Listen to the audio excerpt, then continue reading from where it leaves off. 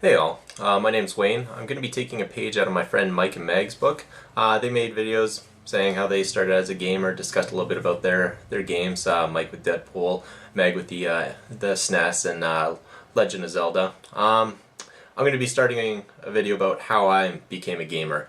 My videos are going to take a lot of inspiration from probably the Happy Console Gamer and the Angry Video Game Nerd. Just probably be touching on a lot of the same subjects they already have, but I figure the more videos, the better. So probably my first introduction to gaming was probably the NES. That seems to be a lot of things about kids in the 80s. We all started with the NES with the Sega Master System. When I purchased the NES, well, first I remember playing the NES for the first time. It was at my friend Mike's house, and that night I went home to my mom. I was about 5 years old. I was, oh, you got to see this amazing thing.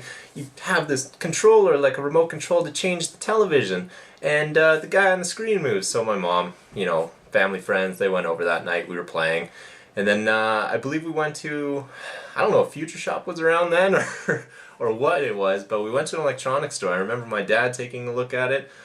I don't remember the price. It had to have been about $200 or something, but I remember they bought it, and my dad was really excited about it, and we got home, we got playing. And I think what excited my dad about it was after we bought the NES, I sort of found out he was a bit of a closet gamer as well, and I guess being 5 years old, you think you know your dad pretty well, but then he pulls out this old box, and it has an Atari in it and an Intellivision.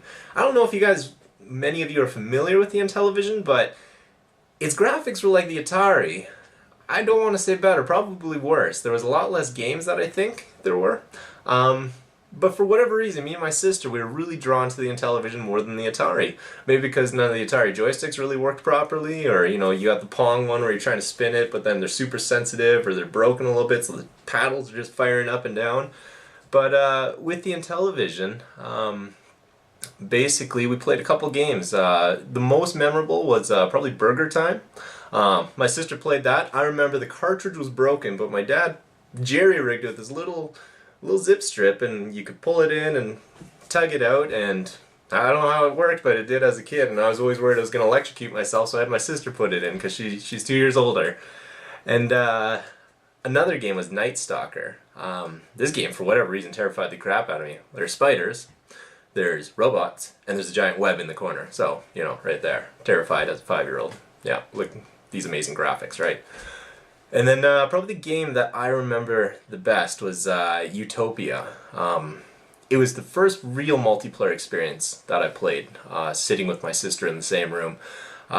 With the NES, of course, we had Mario and Duck Hunt, and that's how it started. Later we got Legend of Zelda, and then the second one where Link's walking to the side. The name escapes me at the moment. But that was later. But with Utopia, basically it's sort of like you had two islands. Each player controlled their own island. You could buy crops. You could buy basically submarines, fishing boats, build more houses. And you could also send spies or basically sabotage your opponent's land.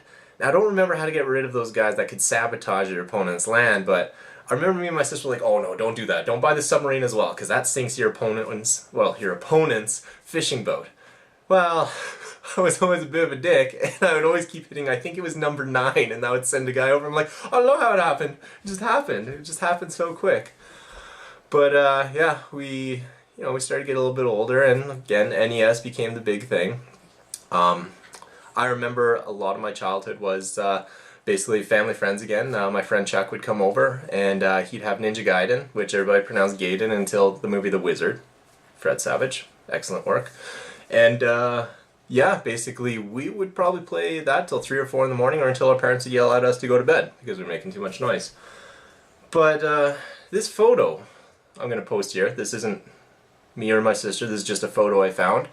And I'm now realizing that it seems a little bit weird that I have pictures of random children on my computer. So if this video ends abruptly, it's the FBI knocking on my door. But it's just, I think it comes back to a simpler time where, video games used to be, hey, I'm going to hop on my bike and go over to my friend's house. You spend 30 minutes going there, you're burning off calories. But you wouldn't go there to play video games that you rented. And yeah, renting games, that's another big one.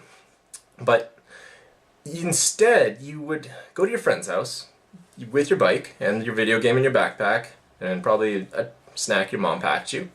You would show up, probably play around for a bit at his house, build some forts, because if it was a sleepover, you had to have a fort to sleep in. And then you go off biking again. Maybe you might play for a little bit because you're excited, you're there, especially in multiplayer games like Ninja Turtles 2 or Turtles in Time when the SNES came out, that type of thing. Or Turtles 3 on the NES, that was probably the closest one to mimic the arcade game. But you go out biking, you go out hanging out, you go off doing other things. And then basically you come back and crash for the night and play video games till 3 in the morning and try and keep it down so you don't get yelled at. Now it just sort of seems kids, oh, I just want to play some games with some friends. They throw on their headset, lean back, start plugging away. So, I don't know, it just sort of seems like the social interaction of video games, the dynamic has been lost. And, I don't know, it's a little bit sad. It's bad because I've primarily moved into PC gaming, and while that's notorious for MMOs or first-person shooters or real-time strategy games, and yeah, I'm starting to acknowledge that, you know, you're becoming antisocial by playing these games. You don't really know how to talk to people. Like, I don't know, when I was a kid I could talk to my parents' friends and my uncles and aunts, no problem. I wasn't that shy of a kid. I was still a little bit shy because I was a little bit nerdy, but yeah, now I just try and talk to some kids. I don't know, unless I have a headset on, because they don't want to talk to me. So primarily what my videos will be about as part of this channel. Like I mentioned, I'm a PC gamer, so my next video will probably be PC console or PC versus console with my incredibly biased opinion. Consoles will always hold a dear spot in my heart, but PC gaming, you know, I just love that thing more than anything else. And I used to believe that only racing games and action games like God of War were basically to be played on consoles, but yeah, not anymore now that I can just use my controller. So my Steam account is something like 300 games, and yeah. Anyways, that's all that I have to say. I hope this is a reasonable introductory video, and yeah, look forward to making future videos. Thanks, guys.